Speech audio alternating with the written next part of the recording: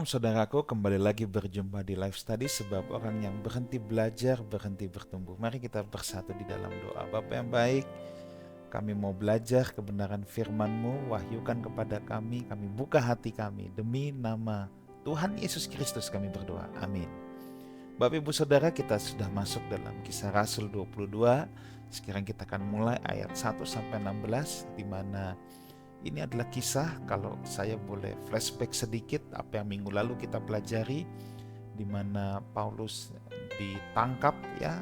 Paulus dianiaya oleh orang-orang Yahudi. Kemudian dia dibawa ke benteng Antonia atau ke menara Antonia oleh kepala pasukan tempat para prajurit Romawi. Kemudian Paulus diberikan izin untuk berbicara kepada orang banyak dari atas menara Antonia. Nah, kita lihat ayat 1 dan 2 terlebih dahulu dari Kisah Rasul pasal yang ke-22. Inilah yang Paulus katakan, ya, kepada mereka, dan Paulus berbicara ini dalam bahasa Aram. Saudara-saudara dan bapak-bapak, dengarkanlah apa yang hendak kukatakan kepadamu sebagai pembelaan diri. Ketika orang banyak itu mendengar ia berbicara dalam bahasa Aram, makin tenanglah mereka. Nah, saudara, Paulus minta izin bicara, mereka dan Paulus sengaja bicara dalam bahasa Aram. Nah, ini kembali lagi hikmat Paulus, ya. Di pertemuan yang lalu kita udah belajar, Paulus berhikmat ketika dia bicara sama kepala pasukan, dia ngomong bahasa Yunani. Sekarang kepada orang banyak, Paulus bicara bahasa Aram. Kenapa harus bahasa Aram? Menunjukkan itu adalah bahasa ibu. Kan bahasa Aram itu bahasa sehari-hari, untuk menunjukkan bahwa dia itu betul-betul orang Ibrani loh, gitu, ya. Nah, makanya Paulus bicara dalam bahasa Aram. Nah, di sini ada sedikit perbedaan, ya. Kalau saudara melihat Alkitab TB1, ya, atau terjemahan baru yang dulu, di situ dikatakan Paulus berbicara dalam bahasa Ibrani. Tetapi kalau kita lihat TB2, di situ dikatakan bahasa Aram. Nah, yang benar memang adalah terjemahan TB2 itu lebih akurat. Sebab apa? Karena memang bahasa Ibrani itu bukan bahasa yang dipakai untuk bercakap-cakap. Bahasa Ibrani itu bahasa akademik, saudara. Nah, jadi terjemahan TB2 ini sangat akurat kalau dikatakan, dan lebih masuk di akal kalau dikatakan Paulus bicara dalam bahasa Aram, ya. Karena memang bahasa Ibrani itu hanya akademik, dan hanya di sinagog doang. Nah, Paulus ini kan mau menunjukkan bahwa dia adalah orang Yahudi sejati loh. Dia adalah orang Yahudi asli, makanya dia bicara bahasa Aram. Ketika orang banyak itu mendengar dia bicara dalam bahasa Aram, mereka jadi tenang. Oh iya, ini bukan seperti yang dituduhkan nih. Ini benar-benar sebenarnya dia orang saudara kita. Nah, kira-kira begitu, saudara, ya. Nah, di sini kita lihat kecerdikan Paulus, ya, atau hikmat yang Paulus miliki. Nah, kita akan melihat, ya, ayat 3 sampai ke bawah sampai ke 21 ini adalah khotbahnya Paulus. Tetapi dalam hal ini kita hanya akan mengamati sampai ayat 16. Minggu depan baru kita sambung ayat 17 sampai selesai. Oke, saya akan mulai ayat yang ketiga. Aku adalah orang Yahudi, lahir di Tarsus di tanah Kilikia, tetapi dibesarkan di kota ini. Lihat, maksudnya di Yerusalem. Dididik dengan teliti di bawah pimpinan Gamaliel dalam hukum nenek moyang kita, sehingga aku menjadi seorang yang giat bekerja bagi Allah, sama seperti kamu pada waktu ini. Nah, Paulus memulai pembelaannya atau khotbahnya atau apologetikanya dengan menceritakan latar belakang dirinya. Dia bilang dulu, aku ini Yahudi yang taat.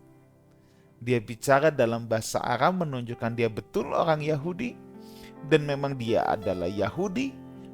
Tetapi memang dia lahir di Tarsus, di Kilikia, bukan di Yerusalem. Jadi orang tua Paulus ini adalah termasuk Yahudi diaspora, Yahudi yang terpencar. Tetapi Paulus bilang, aku dibesarkan di kota ini. Jadi sejak masih muda, orang tua Paulus sudah membawa Paulus ke Yerusalem. Rupanya Paulus ini memang diplot untuk menjadi rabi, saudara ya. Nah, dan karena Paulus cerdas, Paulus berhasil masuk sekolah rabi, dan saat itu sekolah rabi yang dia bisa masuk adalah sekolah Rabi Gamaliel. Wah, itu adalah sekolah yang sangat terkenal ya. Dari sekian banyak rabi, Gamaliel itu one of the most famous ya. Ibaratnya kalau sekarang kamu sekolah di mana di Amerika, ya kampus banyak, tapi kalau orang bilang aku di Harvard, oh itu kan gengsinya beda, saudara ya. Kita tahu mau masuk Harvard itu susah sekali. Nah, demikianlah kira-kira Paulus ketika dia bilang, aku ini diawasi ketat, aku ini dari sekolah Gamaliel. Wah, orang-orang tahu ini bukan orang sembarangan, saudara ya.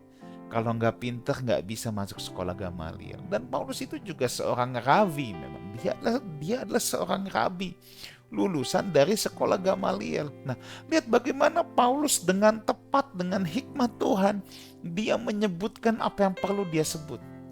Mulai dari sama kepala pasukan dia mengawali dengan bahasa Yunani, sama masa yang lagi kesetanan ini dengan bahasa Aram, dan sekarang dia bilang, aku dididik dengan teliti di bawah pimpinan Gamaliel.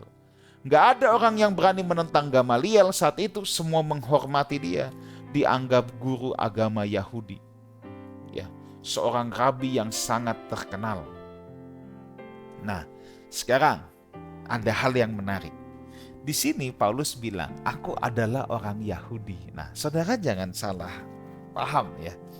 Kata Yahudi itu kan dari Yehudim. Ya, Yehudim itu kan hanya salah satu dari ke-12 anak Yakub yang bernama Yehuda, yang disebut Yehuda.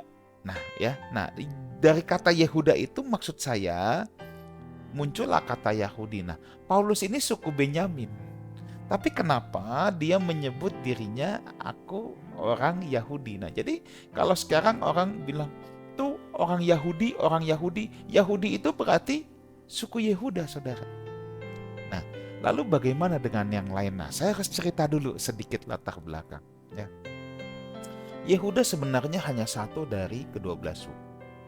Tetapi setelah di zaman anak Salomo, saudara ya, itu kerajaan ini terpecah, di mana menjadi Israel Utara dan Israel Selatan. Nah, kerajaan Israel Utara terdiri dari 10 suku, tetapi Lewi tidak dihitung. Ya. Kerajaan Israel Selatan terdiri dari 2 suku, yaitu Yehuda dan Benyamin. Benyamin ini sukunya kecil. Nah, mungkin saudara bingung, 12 suku, Lewi nggak dihitung kok bisa atas 10 bawah 2. Jangan lupa saudara ya, bahwa yang dihitung kenapa bisa tetap jadi 10, karena Yusuf itu nggak dihitung suku, tetapi selalu Manasye dan Efraim yang adalah anak-anak Yusuf ya. Jadi jumlahnya tetap 12. Lewi nggak dihitung ya, Lewi nggak dihitung, Yusuf nggak dihitung, tetapi Manasye dan Efraim. Jadi 10 atas 2 bawah. Nah, Lewinya gimana? Nah, Lewi itu kan kagak dapat bagian tanah. Mereka tersebar mulai dari Israel Utara sampai Israel Selatan. Tetapi karena Yerusalem bait suci adanya di Israel Selatan, otomatis orang-orang Lewi lebih banyak di Israel Selatan. Ya. Nah, ketika pada masa pembuangan di Babilonia, saudara ya, karena majoritinya memang orang-orang Yehuda, maka sejak saat itu memang sudah disebut sebagai orang Yahudi. Nah, Benyamin dan Lewi yang ada juga disebut orang Yahudi. Nah, itu sudah mulai penyebutan itu sudah dimulai sejak zaman pembuangan, jauh sebelum zaman Tuhan Yesus, saudara. Nah, sedangkan ke-10 suku Israel yang ada di atas kan berkawin campur. Ya, sehingga orang-orang Israel Selatan sudah tidak lagi mau mengakui mereka sebagai orang-orang Israel. Mereka sudah tidak anggap saudara lagi karena dianggap kalian kawin campur. Nah, itulah yang di zaman Tuhan Yesus kita kenal dengan orang-orang Samaria. Orang-orang Samaria itu adalah 10 suku ya, yang kemudian kawin campur dengan bangsa-bangsa lain. Jadi di trace itu udah sangat sulit sekali. Ini nih orang mana? Karena sudah dianggap ini nih bukan orang asli Israel lagi. Nah, sedangkan yang dibawa disebut dengan orang-orang Yahudi atau Yehudim. Agamanya Jewish, Judaism ya. Nah, agama Judaism itu juga berasal dari kata Yehuda. Karena memang janji Tuhan kepada Yakub bahwa tongkat kerajaan tidak akan beralih dari keturunan Yehuda. Keturunan Yehuda yang akan tetap ada sampai selama-lamanya. Nah, jadi kalau sekarang kita bilang itu orang Yahudi, itu orang Yahudi, nah itu sebenarnya mewakili satu dari banyak suku Israel. Nah, Perdana Menteri Israel misalnya, kan Benjamin Netanyahu. Nah, berarti dia pasti dari suku Benyamin. Dia tuh satu suku dengan Paulus, tetapi tetap disebut sebagai orang Yahudi. Sebab sejak zaman pembuangan, sisa-sisa Israel itu semuanya disebut sebagai orang Yahudi. Dengan majority memang yang paling banyak itu darah Yahudinya, itu artinya keturunan Yehuda, saudara ya. Oke, kita teruskan terlebih dahulu. Jadi wajar kalau Paulus menyebut dirinya Yahudi sekalipun ia adalah seorang Benyamin. Nah, dengan menyebut aku adalah seorang pria Yahudi, dia juga hendak menyatakan, kalian tuh jangan memperlakukan aku seperti binatang dong. Aku ini saudaramu loh. Aku ini bagian bangsamu. Kira-kira gitu. Ya. Bahwa dia adalah seorang yang berpendidikan tinggi, apalagi tentang Taurat. Hal ini bisa dibuktikan dia murid Gamaliel, ya, di mana Paulus dipersiapkan untuk menjadi guru hukum Musa. Gamaliel itu rabi ahli hukum Yahudi. Ya, nah orang tuanya jelas membawa Paulus ke Yerusalem sejak ia masih muda sekali dengan rencana bahwa ia mau dijadikan seorang Farisi yang mumpuni. Dengan latar belakang yang ada, dia berhak mengklaim bahwa ia adalah seorang yang sangat giat dengan hukum Musa, dengan latar belakangnya Paulus. Dan dia sangat teliti, sungguh-sungguh dalam hal ini. Ia seorang rabi. Dan secara tidak langsung, Paulus sedang bilang, orang-orang yang lagi kerasukan setan, yang lagi membabi buta mau menganiaya aku, ya, aku ini di atas kata-kata kalian loh soal hukum Musa. Ya, saya ini paham banget soal hukum Musa, ya. Saya sangat dengan teliti loh ngerti tentang hal ini. Kalian mungkin membabi buta mau hajar saya, kalian belum tentu tahu loh apa yang saya tahu. Kan kira-kira dengan kata lain seperti itu, saudara ya. Nah, ayat 4 dan 5. Aku telah menganiaya pengikut-pengikut jalan Tuhan ini sampai mati. Sampai mereka mati. Laki-laki dan perempuan kutangkap dan kuserahkan ke dalam penjara. Tentang hal itu, baik imam besar maupun majelis tua-tua dapat bersaksi. Dari mereka, aku telah menerima surat-surat untuk saudara-saudara di Damsyik, dan aku telah pergi ke sana untuk menangkap pengikut-pengikut ajaran itu, yang terdapat juga di situ, dan mereka ke Yerusalem untuk dihukum. Nah, saudara, ya, dan aku menganiaya pengikut-pengikut jalan Tuhan. Nah, di sini kita menemukan ini sebenarnya sudah ada ketika Paulus mengejar mereka ke Damsyik di Kisah Rasul pasal 9. Saya hanya ingin mengingatkan lagi, orang Kristen pada saat itu memang sudah sering punya sebutan, ya, mereka pengikut jalan Tuhan. Itu orang-orang pengikut Yesus sendiri yang menyebutkan dirinya bahwa mereka adalah pengikut jalan Tuhan. Kenapa dikatakan pengikut jalan? Ini mengacu pada ucapan Yesus, akulah jalan kebenaran dan hidup. Ya, nah jadi ketika zaman dulu dikatakan pengikut jalan Tuhan, mereka sudah tahu ini maksudnya adalah pengikut Yesus. Nah, bahwa Paulus ingin berkata, aku juga dulu sama seperti kamu loh. Aku benci loh orang-orang Kristen. Ya, bahkan dalam versi yang lebih ekstrim, ya, kalian kan belum sampai memburu keluar kan? Aku ini memburu mereka sampai keluar kota. Dan tentang hal ini, aku membenci pengikut Yesus.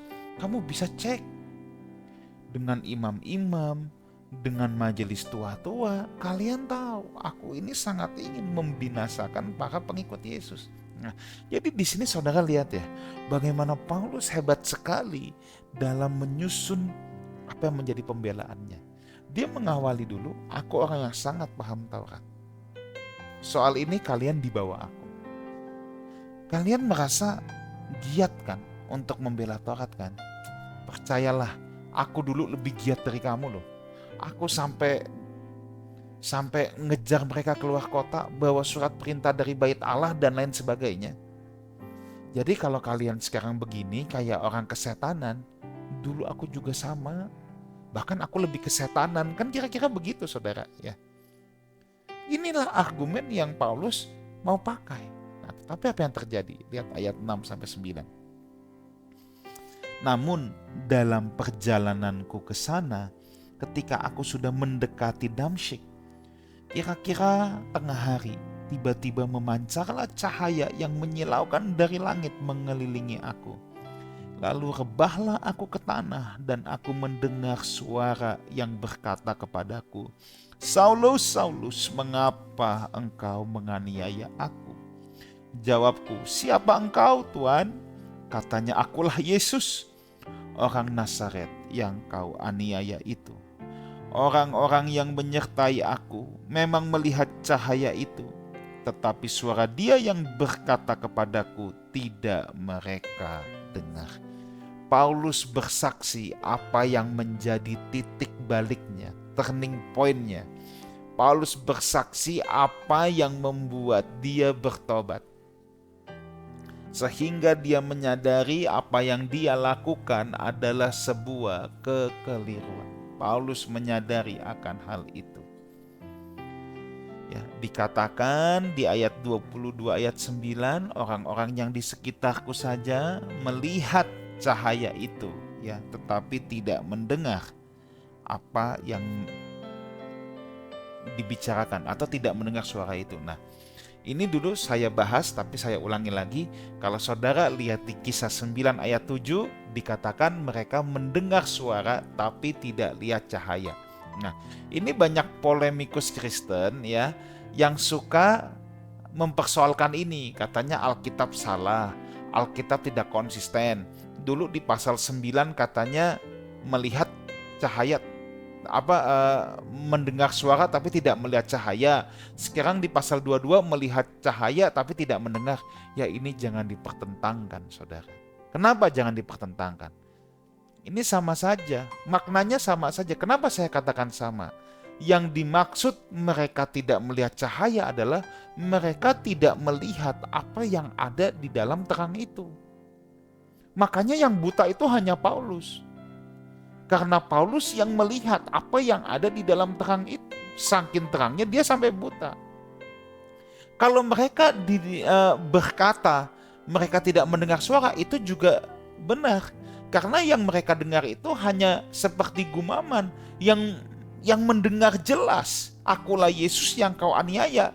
Itu hanya Paulus. Jadi yang bisa paham itu hanya Paulus. Kalau mereka mungkin hanya dengar seperti orang bergumam gitu. Ya, jadi ini jangan dipertentangkan. Memang polemikus itu senangnya cari-cari kesalahan, saudara ya. Cari-cari kesalahan tapi isinya gagal paham. Nah, itu. Jadi ini tidak perlu diajak bicara. Sebab dari sini kita bisa belajar memang Tuhan selalu, atau orang yang bisa mengerti suara Tuhan adalah orang yang diajak bicara oleh Tuhan. Kalau enggak tahu. Kita enggak bisa kok ngerti apa yang Tuhan katakan sama orang lain. Ya, jadi kadang-kala kita jangan jadi orang yang sok tahu atau sok kepintaran, merasa ngerti semua hal. Kalau Tuhan lagi bicara sama seseorang, hanya dia aja kalau yang ngerti. Ya. Nah, jadi sekali lagi hanya Paulus yang jadi buta karena Paulus yang melihat apa yang ada di balik cahaya itu. Nah, sebenarnya di sini intinya Paulus ingin menegaskan bahwa sosok yang ia jumpai itu pasti yang ilahi. Itu berasal dari Tuhan. Jadi kesaksian Paulus ini, Paulus sudah merangkai dari tadi. Nah, sekarang Paulus ingin katakan, apa yang aku jumpai ini adalah yang ilahi. Nah, catat ini baik-baik saudara. Inilah pengalaman spiritual perjumpaan Paulus dengan Tuhan Yesus. Perjumpaan seseorang dengan Tuhan pasti mengubahkan hidup orang itu. Ya. Cara Tuhan memang menjumpai seseorang itu beda, saudara. Perjumpaan dengan Tuhan mengubah hidup seseorang. Saya ulangi lagi, saudara. Perjumpaan dengan Tuhan akan mengubahkan hidup seseorang. Tapi ada nggak orang yang berjumpa dengan Tuhan hidupnya nggak berubah? Ada juga, saudara. Itu berarti respon dia salah. Responnya salah. Contoh Yudas, berjumpa bersama-sama dengan Yesus, responnya salah. Nah, cara Tuhan menjumpai seseorang memang beda-beda. Tetapi respon yang berjumpa dengan Tuhan sangat menentukan. Paulus berjumpa dengan Tuhan, dia merespon dengan tepat. Ada orang yang berjumpa dengan Tuhan, responnya tidak tepat. Akhirnya hidupnya tidak berubah. Tetapi saya ingin kasih tahu, perjumpaan dengan Tuhan yang benar, dengan respon yang tepat, pasti mengubahkan hidup kita. Jadi kalau kita lihat orang hidupnya nggak berubah, ada dua kemungkinan. Yang pertama, dia memang belum berjumpa dengan Tuhan. Bisa aktif pelayanan, jadi Kristen lama, tapi dia tidak pernah mengalami perjumpaan dengan Tuhan. Yang kedua, dia sudah berjumpa, tapi responnya salah. Itu juga bisa, saudara. Ya. Nah, ayat 10. Lalu kataku, Tuhan, apakah yang harus kuperbuat? Kata Tuhan kepadaku, bangkitlah dan pergilah ke Damsyik. Di sana akan diberitahukan kepadamu segala sesuatu yang ditugaskan kepadamu.